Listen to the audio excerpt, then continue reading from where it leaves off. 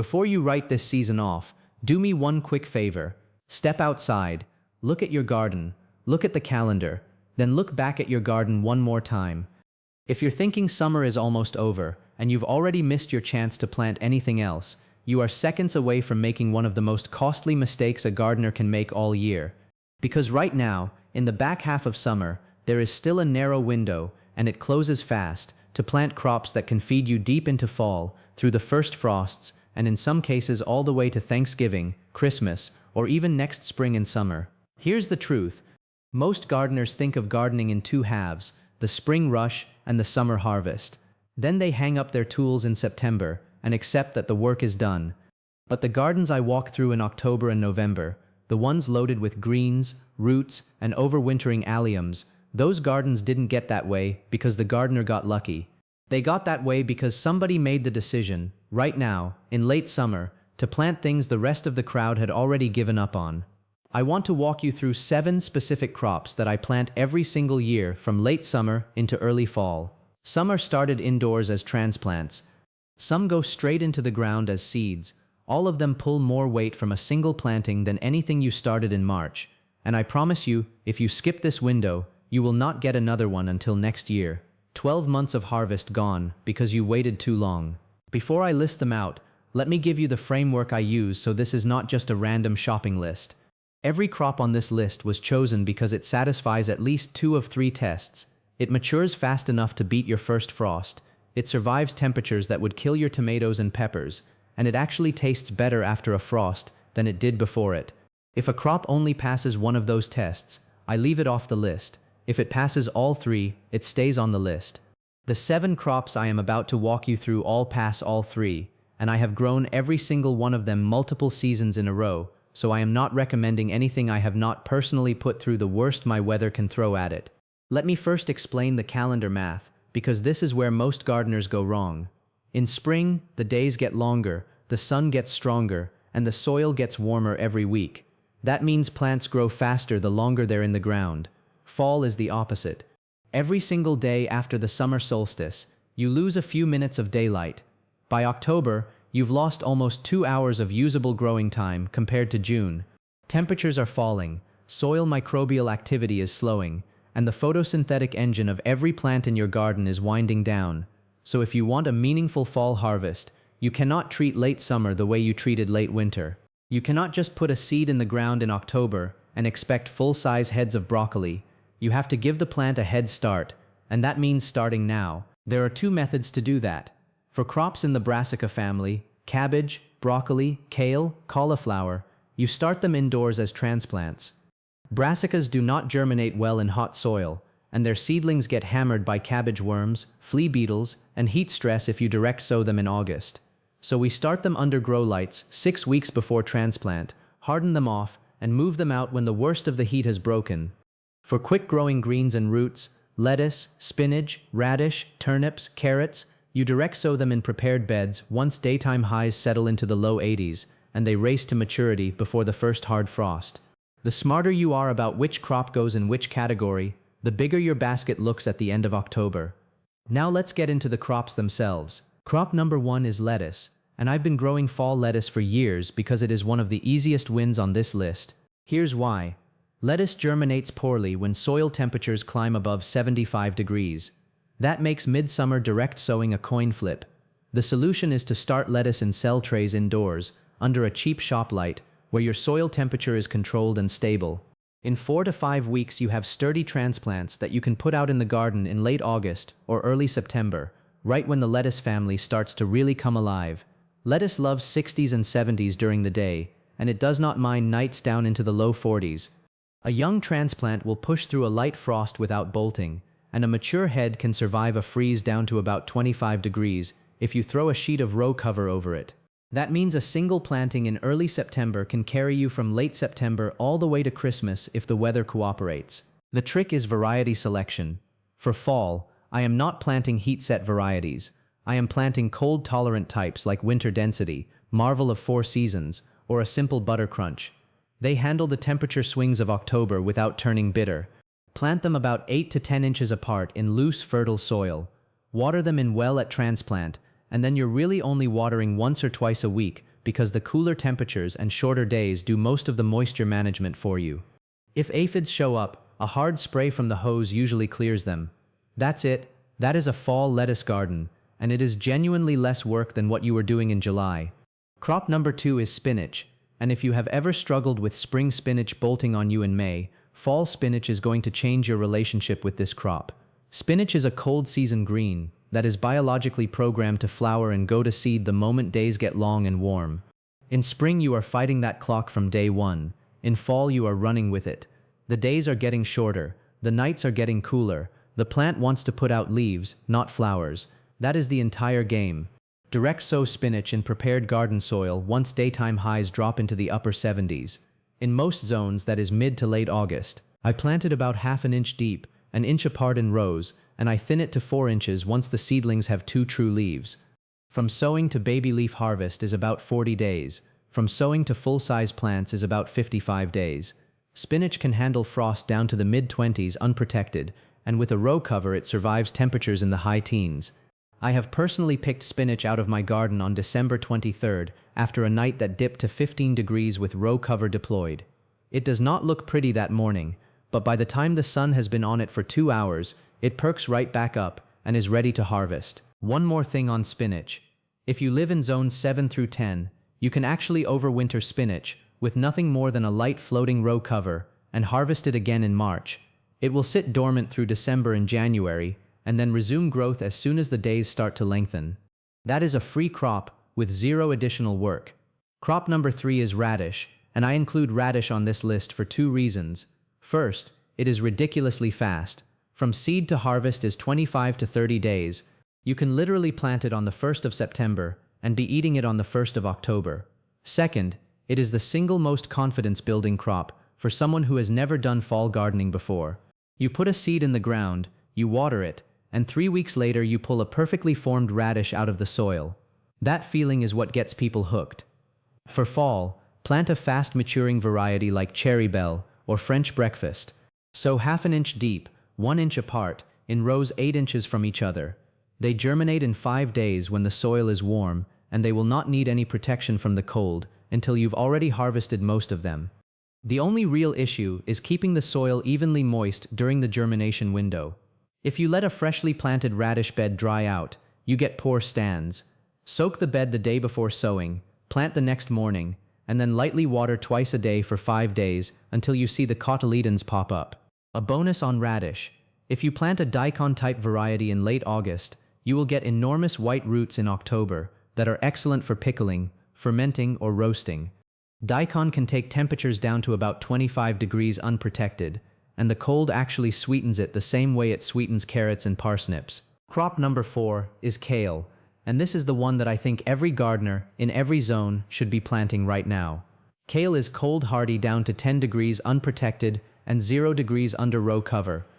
It is also a biennial, meaning a single plant can grow in your garden for more than a year if you let it. In my Zone 8 garden, I plant kale transplants in early September and harvest from them until the following June. That is 9 months of continuous production from one plant. The math there is hard to argue with. For fall planting, start kale indoors 6 weeks before transplant. It germinates fast, in 4 to 7 days, and it grows quickly under lights.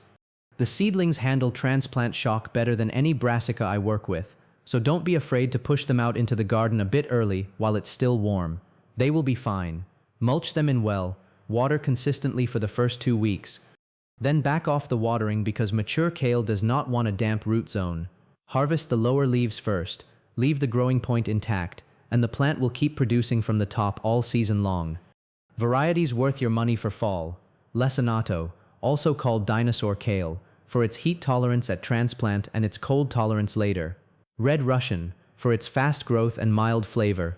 And a curly kale like dwarf blue curled if you want a workhorse that just keeps going through everything you and the weather throw at it.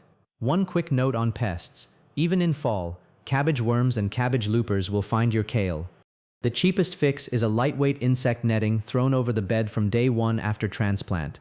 It lets in light, air, and rain, but the moths cannot lay eggs on the leaves, and you skip the entire BT spray cycle that spring kale growers have to deal with. Crop number 5 is carrots, And the reason I am putting carrots on this list, even though they take 70 to 80 days to maturity, is that cold weather fundamentally changes the sugar content of the root.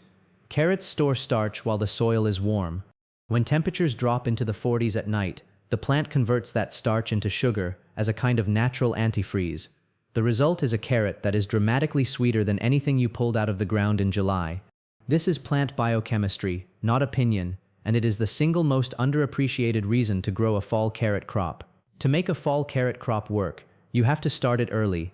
Count back 75 days from your average first frost date, and that is your planting window. For most of the country, that means direct sowing carrots sometime in late July or early August. I know that sounds crazy when it's 95 degrees outside, but carrots handle heat at germination as long as you keep the soil surface moist. The standard trick is to cover the seed bed with a piece of burlap or a board for the first 5 days. It shades the soil, holds in moisture, and you get much more even germination. Pull the cover off the moment you see the first green tips emerge. Thin carrots to 3 inches apart once they are the size of a pencil. Mulch lightly to keep the soil temperature stable. Keep them weeded for the first month, after which the canopy closes and they handle themselves. They will stay in the ground happily through repeated frosts, and you can harvest them into December if you put a thick straw mulch over the bed. Crop number 6 is garlic, and this one operates on a completely different timeline from everything else on the list. You are planting now for harvest next summer. Garlic needs a cold period of about 6 to 8 weeks below 40 degrees to trigger bulb formation. If you plant it in spring, the bulbs are small and you get disappointed. If you plant it in late October or November, the cloves develop roots all fall, go dormant through the winter, wake up in March, and produce full-size bulbs by early July. Get your seed garlic from a local nursery or a reputable online source.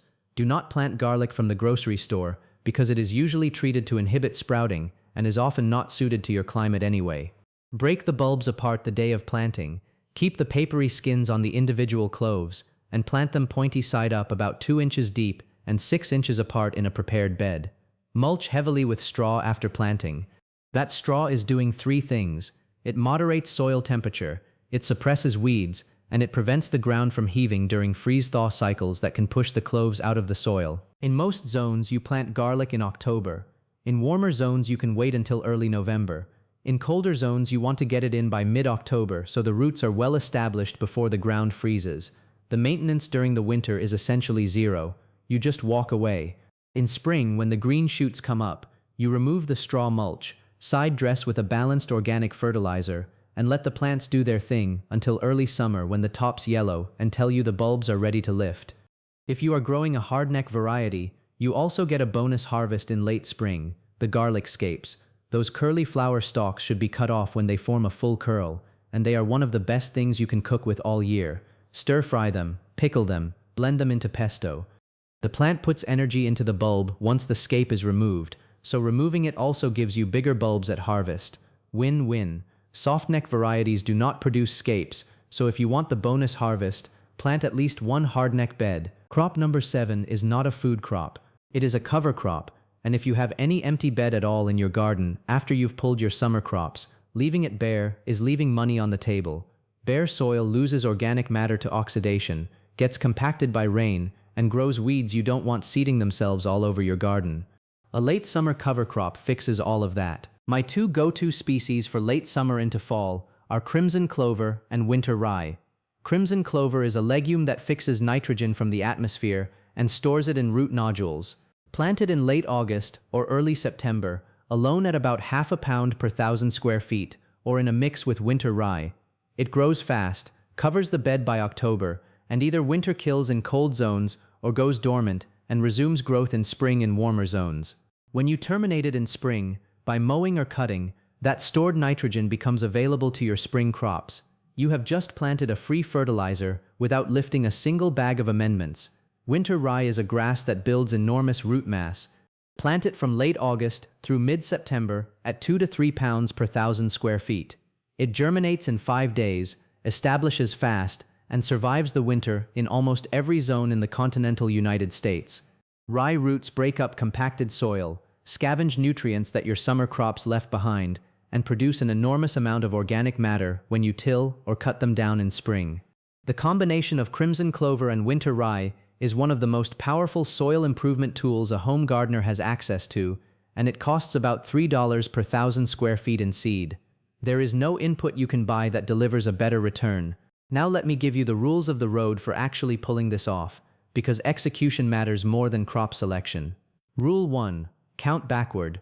Look up your average first frost date. Subtract the days to maturity for the crop you want to grow. That is your last possible planting date for a full-size harvest. For most fall crops, that puts your planting window somewhere between mid-July and mid-September depending on your zone. Write it on a piece of tape and stick it to your seed packet. That single act will save you more headaches than any other gardening habit you can develop. Rule 2. Prep your beds now. Pull your finished summer crops, compost the residue, amend the soil with a balanced organic fertilizer or a few inches of finished compost, and rake the surface smooth. The faster you can get from empty bed to seeded bed, the more days of growing you preserve. Every day a bed sits empty in August is a day of fall harvest you can never get back. Rule 3. Use covers. A 30% shade cloth thrown over a freshly transplanted brassica for the first week takes the edge off of August heat and gets the seedling through its most vulnerable window. A 1.5-ounce row cover thrown over a bed of baby greens in October protects them from light frost, keeps cabbage moths off your kale, and extends your harvest window by 3 to 4 weeks at both ends of the season. These two pieces of fabric pay for themselves in the first season you use them. Rule 4. Water consistently until germination. The single most common reason fall seedings fail is that the bed dries out in the first 5 days. Water lightly twice a day until you see green, then back off. Mature fall crops do not want a soaking wet root zone, and overwatering them in cool soil is how you invite rot. Rule 5. Stop fertilizing in October. The plants are not pushing new top growth anymore. They are putting energy into roots, storage organs, or hardening off. Nitrogen in late fall produces soft, frost-sensitive growth that gets damaged by the first hard freeze. Switch from a balanced fertilizer to nothing, or to a low nitrogen amendment like kelp meal if you want to support root resilience. Rule 6. Know your zone, and know it precisely, not approximately.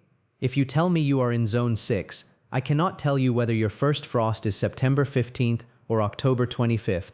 That range is 6 weeks of planting decisions. Pull up your county's average first frost date, write it down, and treat it as a hard wall. Everything you plant in late summer is racing that wall, and you cannot race what you have not measured. Once you know your actual frost date, everything on this list gets easier because you stop guessing and start counting. Now I want to close with the part of this video I would want you to remember 6 months from now. Fall is not the end of the gardening year. Fall is the most rewarding part of the gardening year. In spring you are fighting cold soil, you are fighting weeds that are already established, you are fighting a pest population that survived the winter and is hungry. In summer you are fighting heat, you are fighting disease pressure that builds week after week, you are fighting irrigation demands that push you out of bed at 6 in the morning. In fall you fight almost none of that. The temperatures are pleasant for working, the pest pressure fades. The weeds slow down, the flavor of your crops actually improves. A bed of fall carrots is sweeter than any carrot you pulled in June. A head of fall broccoli is denser and better formed than any spring broccoli you ever grew. A bed of fall spinach will hold in your garden through Christmas without you doing anything but throwing a row cover over it once a month. The gardeners I know who consistently produce the most food from their plots are not the ones who started earliest in spring. They are the ones who kept going the longest into fall. That is the secret. The season does not end when the calendar says September. The season ends when you decide it ends. So if you have an empty bed, fill it. If you have seed packets on the shelf, get them out. If you have grow lights in the garage, dust them off and start a tray of brassicas tonight. The window is open right now. Every week you wait, the window closes a little narrower. 6 weeks from now it will be closed, and you'll be sitting in October wishing you'd planted something in August. That is the video, gardeners. I'm Jackson, and sincerely thanks for spending these next 10 minutes with me today. If this got you off the couch and into the garden, hit the thumbs up button. It tells the algorithm this kind of content is worth showing to more people, and it directly supports the channel. If you are not subscribed yet, hit the subscribe button and the notification bell so you don't miss the next one. If you have a crop I didn't mention that you plant every fall in your garden, drop it in the comments. I read every single one, and I usually make a follow-up video based on what the community tells me they want to see. All the seed varieties I mentioned, the row cover, the shade cloth, the seed starting trays, the grow lights. Links to everything I personally use are down in the description below. I have also linked my complete fall planting calendar that lays out what to plant in each week of late summer and fall for each zone. Take it, use it, and don't let another season end before you have used it. I'll catch you in the next one. Happy gardening, and get out there and plant something today. This is Jackson, signing off. And one final thing before you go. If this video helped you, share it with one gardener in your life who has been hesitating on fall planting. The reason most people never try it is because nobody they know has ever shown them what is possible. You can be that person for someone else this year. That is how fall gardening really goes mainstream, not through me, through you, telling another gardener that you grew carrots in November and they should try it too. Thanks again for watching. Take care, keep planting, and make the most of this late summer window before it slips away, and I'll see you in the next one.